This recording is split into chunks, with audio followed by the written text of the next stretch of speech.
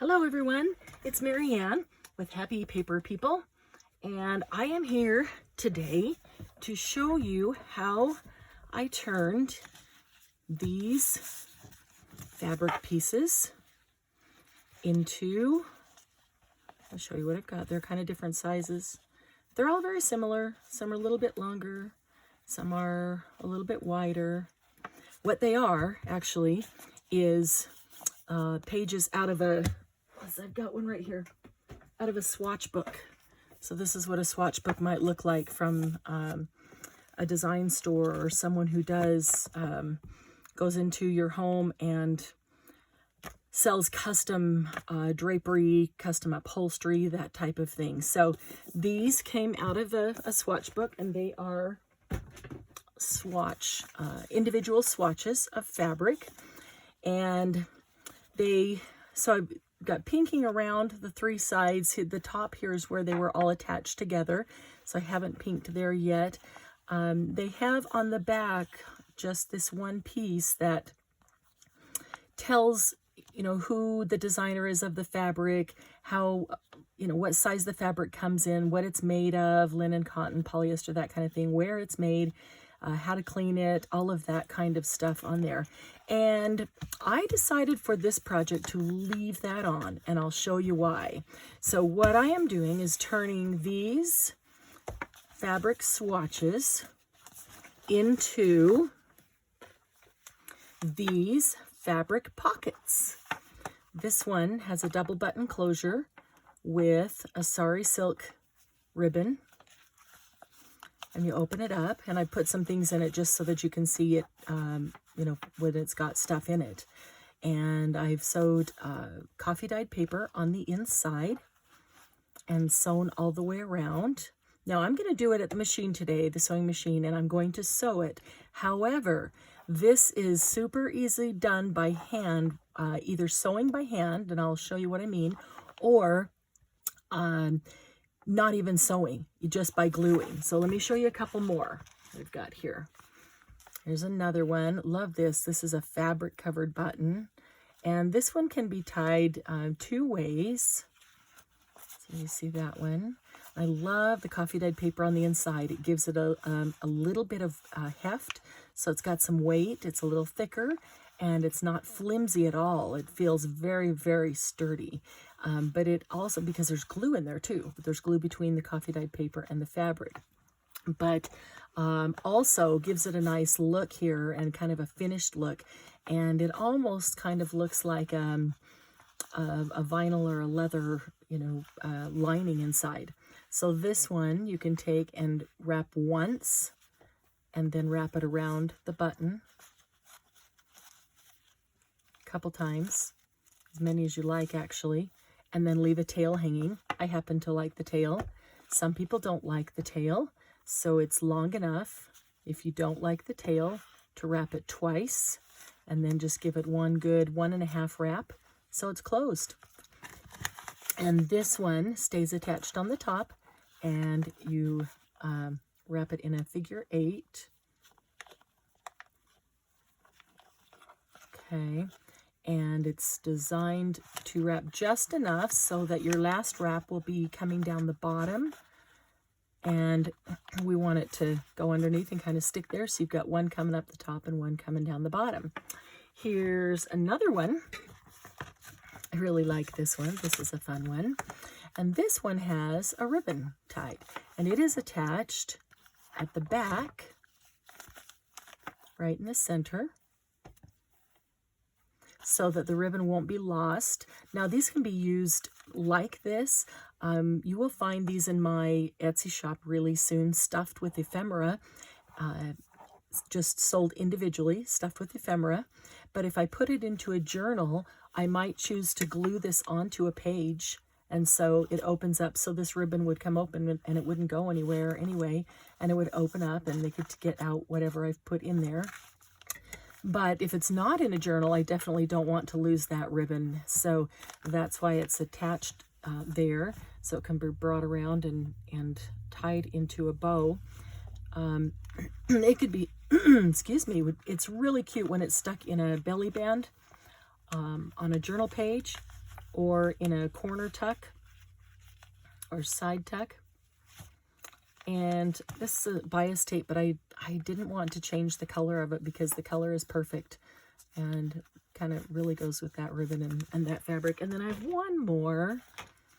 Really like this one as well. Love this vintage button. Don't you love that vintage button? Look at that. These leaves are so cool. I went over them just really lightly with a little bit of platinum Novu mousse with my finger. And this is a piece of sari silk. Holding this one closed, and I love the gradation of color because it goes from the silver gray platinum of the leaves to the cream color of the fabric and back again. It's really awesome, and I really like the color of these blue flowers. And I just happened to have an offcut from a piece of fabric that where the edge had that nice perfect fray. Yeah, it's perfect. Couldn't make it like that if you tried. It is perfect and just enough cut off, but I love that color so much that when I cut it off, I did not want to throw it away. I knew I would use it for something cool as a trim. So I did here, and with the lace underneath it as well. So it just gives it a nice border there. So again, and these are really lightly coffee dyed, and I will show you actually not on today, but on another video. If we want to do a tutorial on coffee dyeing, I'll show you how I did that, because I actually did not coffee dye the entire paper. And let me show you one of the pieces of paper. So for example, here is one of the pieces, and I'll pull it up and see if you can see that. Let's see here. It is really light. It's a very light coffee dye, and you could do it darker. You could, you could also ink the edges or ink the whole thing before sewing it on there. But as you look at this one, you'll notice that there's a strip right here that you can tell is coffee dyed, and the rest of the page is not. And that was purposeful. I laid, in my spray box, I laid 3 papers down, just exposing this much of the end of each one, and then another row right next to them. So I had 6 of them. So I've made 4 of them into pockets, and I've got 2 more right here. And I only wanted that top section, this one's a little bit darker, to be covered because, in fact, let's move these out of the way, and we'll use this one. Let's just use this one to, I like this. I love these colors of blue and teal here. I only wanted that top strip dyed, or it only mattered. You could use the whole thing, but I didn't want to waste a whole piece of coffee dyed paper on that, because that's the only part that shows.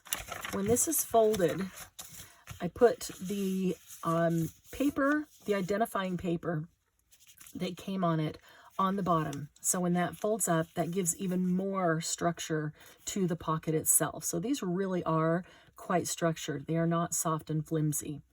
And then the top, and I want to leave enough space when I fold it down that I can stick ephemera in there, and if there's a tall card or something, I've got plenty of room to get it in. So I only want to bring it down maybe that far. Okay, so when you open it, and this is sewed down, that's the only thing you see is the top there. So I just wanted to make sure that the top of my paper was dyed, but I did not want to worry about the rest of it. So let's go ahead and just make one with this so you can see how I did that. Now, first thing I'm going to do is I want to pink across the top of this. Now you can see on this one that there's little holes where it was industrial sized stapled together. Yeah, they were massive industrial sized staples. One of them had nails actually in it. The other had staples. Some of them had glue across the top. And I'm not even taking the glue off when I take these apart, and I'm not cutting off these holes, because depending on what you make with them and how you're using them, that glue might give a little extra structure there and end up covered. These holes will definitely end up covered. And so I didn't want to cut them off, because then I'm actually making the piece of fabric smaller, which makes for a smaller pocket. And I did not want to do that. Okay, so we pinked that. And the reason that we use pinking shears around fabric is because it keeps it from fraying. Okay, so if I didn't have a sewing machine or didn't want to sew on these, I could do two things. I could pick this up here, and even with, I would first just glue the coffee. You know what? Let's do that first, because either way, no matter what we do, we have to glue the coffee paper down.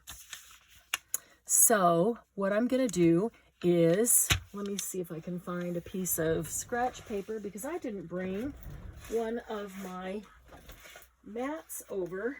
I should have, working by the sewing machine, I should have brought one of the non-stick mats since we're going to be using adhesive, but instead I'll just grab a piece of scratch paper to put underneath it. All right, and so I'm going to cover the whole thing with paper. I'm going to use this Fabric Fusion. I honestly prefer Fabri-Tac or Fabri-Fix. I like it better than the Fabric Fusion, but I have this Fabric Fusion and I'd really like to get rid of it. So it works well on this because it's also going to be sewn. Now I don't want to glue right near the edge, because first of all, I'm not going to take the coffee paper all the way to the edge. You can see on one of these, I stopped it just before the edge. And I really don't want adhesive where I'm going to sew, because I don't want to gum up my sewing machine or the needle or, you know, any of that area. So if it's going to go to right here, say, and then I'm going to sew, you know, pretty close to that edge, maybe even going over the edge and catching the fabric and the paper, then I can come in, you know, probably between a quarter and a half of an inch from the edge there, so maybe a third of an inch. So that just gives me kind of an idea. Let's get some glue down here.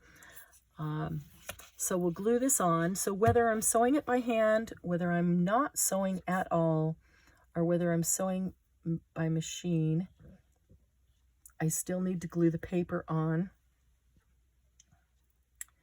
And this would be a really great one to use a brush on as well, honestly, because look at these big old lines of glue coming out here. That didn't get much right there. And I don't want to end up with a totally gluey finger as we're going to do this other stuff. But do I have a piece of, let's see if there's a little piece of acetate here or something that I could use. Maybe I can just cut off a piece of acetate and use this.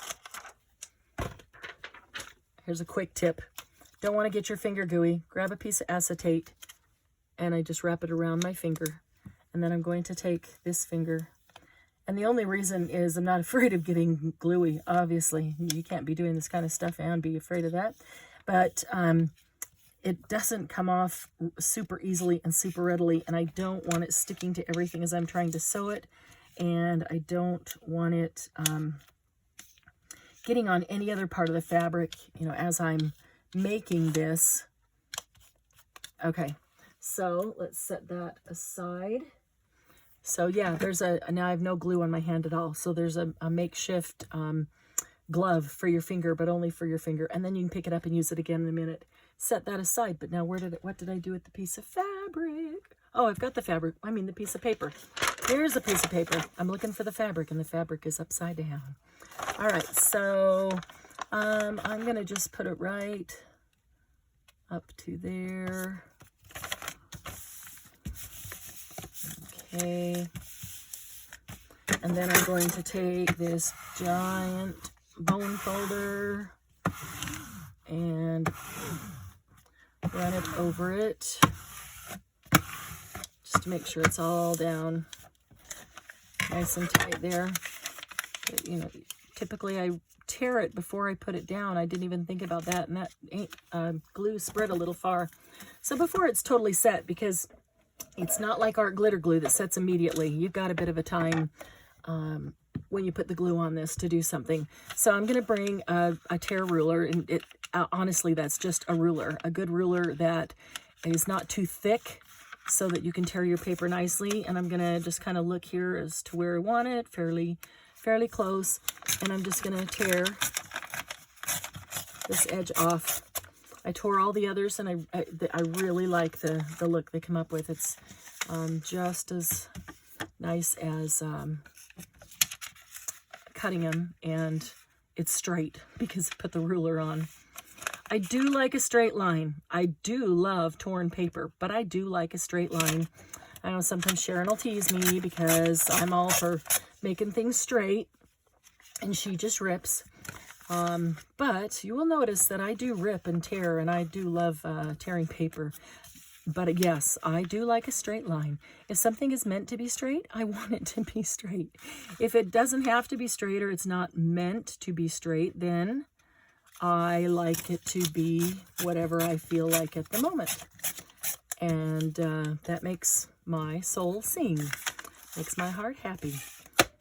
So the thing about art, you know, if you're really doing what you love, is if the art ends up being like your heart, your soul, splat on the paper, splat on the fabric, splat out on, you know, whatever it is you're making. If that's your soul splat out, then you know that that's your real true soul art that you're doing. Okay, so see how that, oh, you know, I had another thought that I was going to do in a little different order this time, and I forgot. Okay, so what we're going to end up with is picking this up, sewing that down, and let's see, that'll be about right there. Okay, so I do like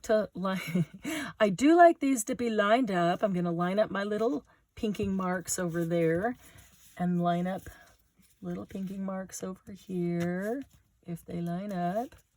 And that also kind of tells me that both sides are the same height, so I don't end up folding it and sewing it and then look at the pocket and have it, you know, one side's bigger than the other and it's, you know, skiwampus. I want it to be a nice pocket for somebody, whoever is going to get it. Okay, so what I was going to do, I pulled out a bunch of fabric and buttons and things that match all the colors of these that I had here, because they all came off of the same swatch book. And so I've still got them sitting here from when I made those first 4. And so I sewed these buttons on, and I don't want the button to go through the paper here. I really wanted the button just sewn onto either the lace or the fabric. So I had thought on this one, I would sew the button on first, so I didn't have to be so darn careful, because once this is glued on, it's really hard not to let it go through the paper too, because it's glued, and especially since I just spread the glue all over the place, there's really not going to be any spots there where there isn't any glue. So, all right, so since I already did that, it doesn't even matter. Let's just go ahead and sew it. So if I was not sewing, I would take this and I would now glue. Well, I also would have glued this all the way to the edge, to the very edge, to make sure it's adhered all the way down very well. If I was not sewing it, then I would pick this up and I would put a good bead of Fabri-Tac or Fabri-Fix right down here and close that, and I would do the same over here, and I would close both of those. Okay, and if you wanted to, you could take either a stamp or a marker. Let's see if I've even got something with a fine point here. Yeah, this has a pretty fine, I'm not going to do it on here, but say I wanted to just glue it, but I want it to look like it is sewed inside there. I could take this marker and do this. Trying to do it in a hurry, and I don't draw very straight lines, but you get the idea. Okay, you could take the marker and do that right here along the inside from here to here and go just under where it glues down so that it looks like you actually have sewn down the coffee dyed paper on the inside. Okay, so now if you like the sewn look, but you don't have a machine and you just don't want to use a machine, you can do this by hand. And there are 2 different ways, and this is super easy. And actually, I have thread right here because I used it to sew on the buttons, so I'm going to show you how. I'm not going to knot the end so that I can just pull it out, but I'll show you how. Okay, you decide. When I sew it on the machine, I start, okay, you're looking at it from my direction. I start on the left-hand corner here because I'm not sewing across the bottom. I want to leave this as open as possible to stuff. So I'm going to start on the left-hand corner, and I'm going to sew up and across and down there, that side, and leave this one, okay? So I would do the same with this. I would not sew across the bottom, but I would sew the 3 sides. Because I'm right-handed, I would probably start on the right. It's a little bit easier. 2 different ways to do it. The first way, you're just going to decide how far in you want to be, maybe 1/8 of an inch, and you're going to bring the thread up. Doesn't matter where it is because we're not doing the whole thing. And then I'm going to go, you know, if you want it to look shabby, just go in and out anywhere. Doesn't make any difference. If you want it to be straight and look like you actually stitched it on a machine, then just say, all right, I'm going to make them about 1/4 of an inch apart, and you take this one down. Kind of a big needle. Hopefully it doesn't leave big holes in it. And then you look down here, and the next one about the same distance apart, and it comes up. See how that is? Down, up, down, up, down, up. And you can stitch that by hand. And that's a really cool vintage look to have the hand stitched. The other thing that you could do would be, and this one I would start over on the left because I'm right-handed, is I would take it up the same way to start. Okay. And then I would go around. So I would, instead of going up and down, I'm going to bring it around, and I'm going to go up every single time. I can feel that I'm going through not only the coffee dyed paper, but the glue. Okay.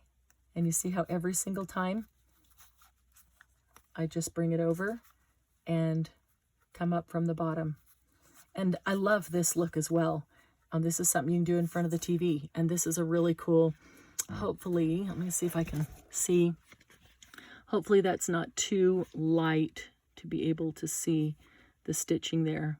But you can see how you end up with a loop like this all the way around. And that's a really cool look. So that's another way that you can do it by hand. So there's a couple of sewing tips. If you don't have a machine, don't want to buy a machine, don't want to use a machine, but you do want it to look sewn, and that hand sewn look is pretty darn cool.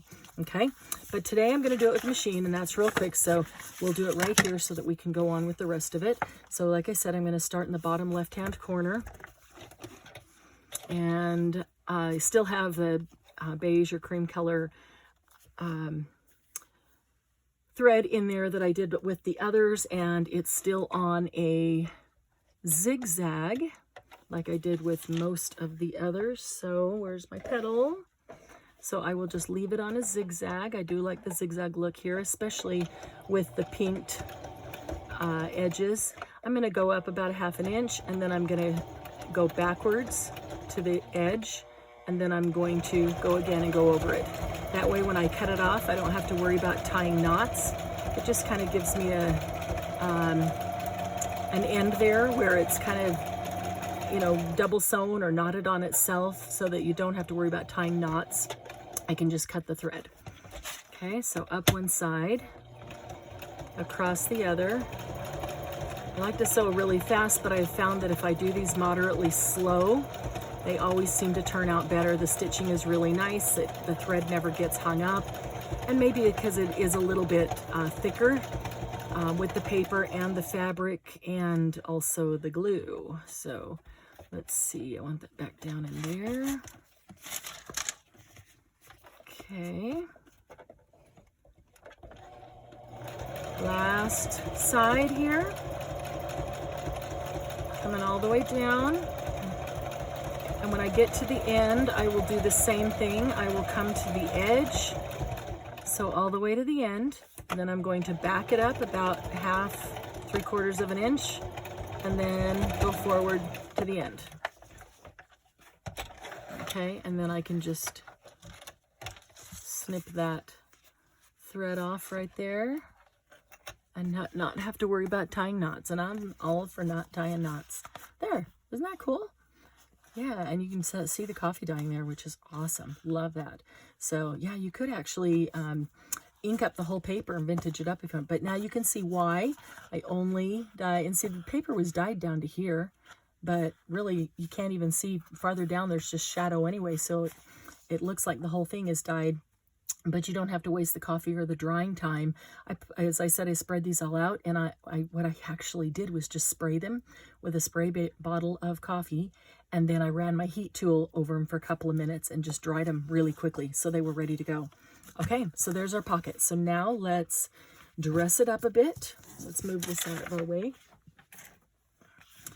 I should have brought over one of my glass pads or non-stick pads, because I've kind of glued up this countertop right here. Okay, so let's see. This lace is kind of the same beige, which is upside. There's the front side. It'll go nicely. And I know I've got some blue. I actually had a button when I was looking for one of the others. What did I do? Oh, there it is. I found this button that I just love, that I thought I want to use on one of these, and I think it will go on this one. See the rose in the button and that electric blue? Love that electric blue. One of my favorite colors. Whenever asked what my favorite colors are, I always just say peacock colors, because all the peacock colors, the teal, the electric blue, the effervescent kind of green, all of those are my absolute favorite colors. So which side is front again? That's front. Quit flip-flopping. Now I think I like it this way better. I think I like it that way. Okay, and what I'm thinking here is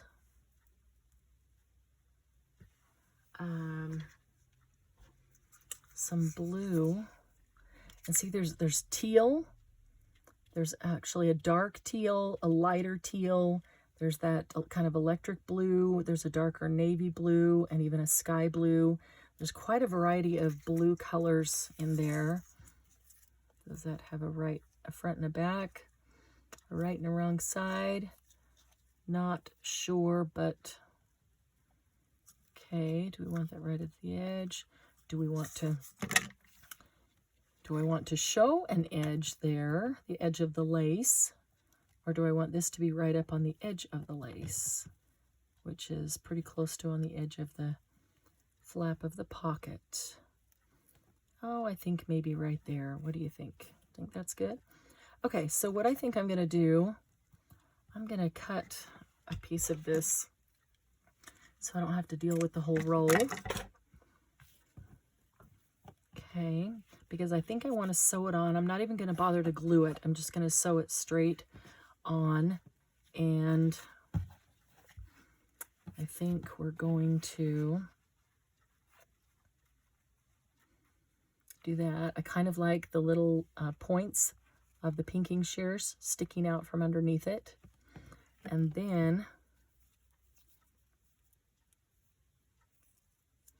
I like, let's see, I think we need to pink that one as well.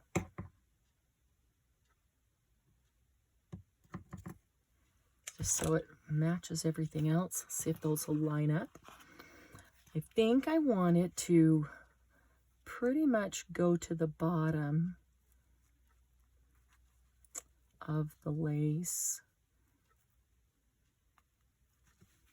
Okay, and I'm going to make 2 runs. I'm going to make 1 run down and 1 run back. So I think we're going to switch to a straight stitch, just because this ribbon is not very wide. So there's not a ton of room. If we were to zigzag, it would take up almost the whole ribbon and not leave very much room for, Let's see, get that line up right where I want it. Not leave very much room for the pass coming back zigzag. Okay, so I'm going to stop every couple of inches here and make sure that I've got this lace lined up exactly where I want it to be. And then the ribbon on top of it, exactly where I want it to be. Got my fingers on it, so I'll run up to there. Then I can watch the needle and make sure it's going exactly where I want it to be. And then I will stop this again, line up the next couple of inches. And if you don't want to be this precise, but you want it just to hang over wherever, or, you know, not necessarily be straight, that is absolutely your prerogative. Art is whatever the artist envisions, and art is not done until the artist says it's done. So you absolutely do what makes your heart happy, what makes you feel like you've just splat your heart out on your project. I don't know, I just love that. It's like, you know, if it's truly from my heart and soul, then what you see is my heart splat out on the project. Okay, I need to trim this edge, and I'm almost too close. Let's see if I can get in. Oh, perfect. Phew. I was worried that I was either going to overcut that or undercut it. All right, so let's just go to the end here. And then we're going to turn. See how we went down straight down one side. I'm going to turn and get us a couple stitches to be the end of the rectangle. And then we're going to turn and we're going to come back. And this time, don't have to line it up every couple inches. I can hear it kind of pulling. I can feel it kind of pulling. And that's because that glue is still wet. It does not dry instantly. So there's glue and paper and fabric and lace and ribbon that it's going through. And this is just a plain old, what is this, Brother sewing machine, and just a standard universal needle. Nothing special about it.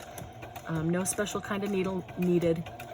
Just be gentle on them. And if it's going through a bunch like this, just, you know, give it a shot, give it a chance, and don't try to go too fast, knowing that it's got a lot of work to do there. So let's see. Oh, I'm going to turn that one more time. So I've come to the end where I started. So I've made a complete rectangle, but I'm going to turn it one more time, and I'm going to go forward about a half an inch, and then I'm going to back it all the way up and right off the fabric. And then I'm going to cut both of those. I'm going to take my cut thread there and throw it into my little bin. Okay, what do you think? Now, I could have gone farther down. It's underneath the foot. Couldn't tell how close I was to the edge there. It lined up with the sewing on of the paper there, but probably could have gone a little closer to the edge. But I'm okay with that. I like it, and it looks like it's handmade. And that's what we're going for, is the handmade look. All right, so now we want to get this button on here. And now, because I was going to try to sew this on first so I didn't have to go through the paper, but because I've put the ribbon on, I actually don't have to go through the paper because the ribbon is not glued on. So it'll be easier for me to get underneath the ribbon to sew this button on. And that won't take very long. How did I still get glue on my fingers? Probably from wiping it off the table or off the edge of the paper. But it's not as much glue as I would have had I not made that nifty little acetate tool.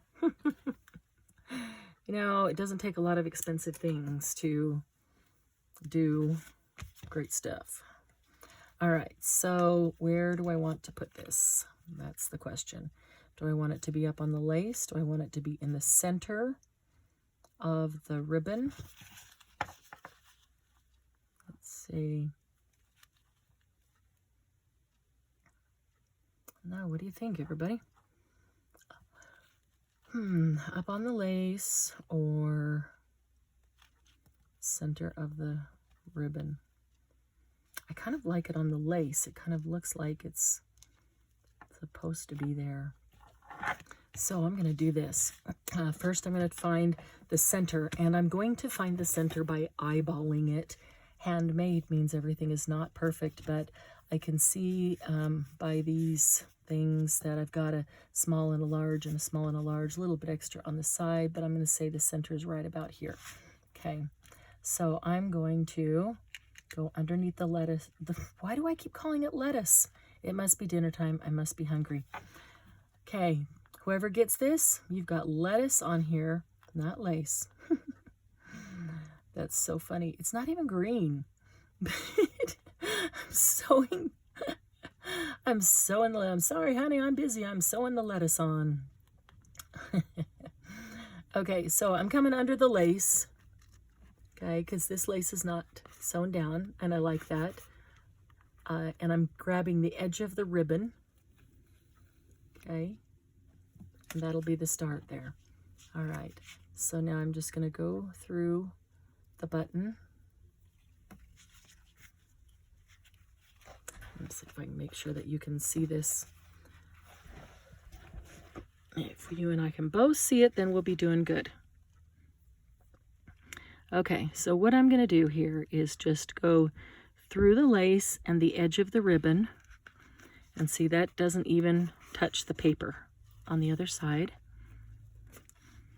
I'm going to do that.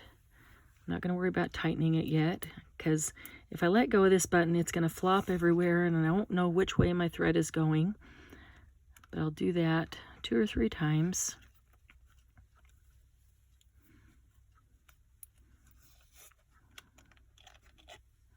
Okay, and that honestly is enough to secure that on, because my thread was doubled. So I doubled it over and then I knotted the ends together. So there's plenty there. Now I'm going to slowly pull the thread and work the button to get the button down lower. You can't just do it fast because you've got to work these little loops down as you go. But this makes it really easy for me to put those 2 or 3 stitches in there and not have button flopping everywhere. Okay, so now it's down nice and tight. So because this stands up quite a bit, and I did that on purpose so I'd be able to wrap the ribbon around it, which I completely forgot to secure underneath there. Oh, maybe we'll do this one different. I've been wanting to do this. Okay, so I'm going to take this and I'm going to wrap it around beneath the shank of the button. See this circle there where you're attaching it, that's the shank. And so I'm wrapping it basically around the stitching that I did on the bottom. All right, and then I'm going to take the needle, and I want to keep that tight. I'm going to run it through that stitching at the bottom. This is just a super quick and easy way to secure this. And then through my loop. And I'm going to do that one more time. Through the stitching on the bottom, doesn't matter which way or where or how much you get through, and then I'm going to secure it one more time. Okay, another way, and if you feel like you want to do it one more time, you go through that stitching on the bottom. Let's see, got through too much and could feel really hard to push through. All right, through the stitching on the bottom, and then through the loop like we did. But this time, bring that loop, see, trying to keep it up high, bring that loop up and over the button, which gives it actually 2 knots in one right there. Okay, I think that is sufficiently knotted. So then I'm going to go in and I'm going to cut it super close so I don't have anything sticking out, but I don't have to worry about tying knots in there. You just sewed a knot right in it. Okay. So now, you're going to have to hang on just a second while I run and grab a piece of Velcro, and we'll make this one, I think we'll just use these Velcro dots since I have have a pack of these Velcro dots from Dollar Tree. I mean, these are great. Velcro's Velcro. Well, I'm sorry, I shouldn't say Velcro. I should say, what are they called? Oh, I just forgot the name. There's a generic name for them. Like Kleenex, we call all tissue Kleenex, and it's not. Kleenex is a brand. It is tissued. This is not Velcro. Velcro is a brand. It is Hook and Loop. That's what it is. Hook and Loop. All right. So I've got some Hook and Loop here from Dollar Tree. What is that? 2, 4, 6, 8, 10, 20. You get 20 of them for $1. Can't beat that. And I am going to, oh, let's see, one on each side. Okay, couldn't tell that, but these two are side by side, go together. All right, so we're gonna put the loop on the bottom and the hook on the top. The easiest way to do that and make sure that they are lined up is to put these two together. Now I'm gonna look at them. Overlapping a little bit, not very straight. I do want this perfectly straight. I want it to perfectly match up and somebody to feel like it closes correctly. Okay, that's perfectly lined up. Now I'm going to take it off of the acetate. Okay, and that was the loop. The bottom was the hook, and the bottom, yeah, bottom is loop. Okay, so then I'm going to go on the top and see exactly where do I want it. I want it in the middle, about where the button is, so I'm just going to put it right here. And I'm going to push that down nice and secure. Excuse me, just got a frog in my throat. Now I'm going to pull the acetate off the other side. And there it is. So it's the easiest way to put down hook and loop fastener and know that it's going to be in the exact right place by putting it together ahead of time. And then when you set it down, as long as this is lined up where you want it, and then press that down, it has to be exactly where it's supposed to be, right? And there it is. Now what I may do is take the needle and thread and run around that and hand stitch it on, even though it is glued on, and I think it's going to be pretty permanent. But it would be the same as when I showed you how to stitch around the outside, where you go up, come outside, go up, up, up every single time. It's do the exact same thing around this, attaching it to the fabric and give you that same cool looped look. I do like that look. It's a really neat look. Okay, but there we go. There is a nice blue one.